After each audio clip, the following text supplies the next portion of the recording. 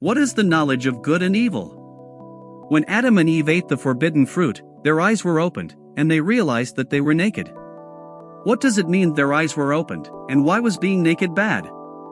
Maybe their eyes being opened was like putting on a special pair of glasses and being able to see the spiritual realm. You have a newfound understanding of what's truly going on around you. But if being naked was bad, why did God have them walking around like that?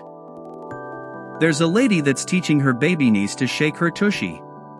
The father, upon witnessing this, immediately picks up his daughter so she stops with this lewd behavior. The baby has no awareness of what she's doing, she's just moving her body.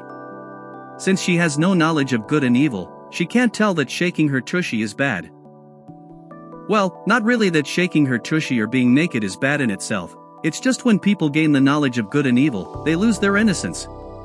And when they've lost their innocence, certain desires take over them. You gain the capacity to turn something good and innocent into evil. Before everyone starts turning on God, accusing him of condemning innocent people, the point of the tree, in my opinion, wasn't really about the tree, but who Adam would listen to. God or other influences. God had warned Adam, and he obeyed.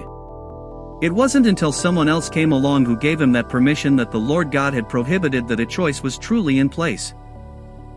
You're innocent, you don't know any better. Whatever people tell you, you will believe them.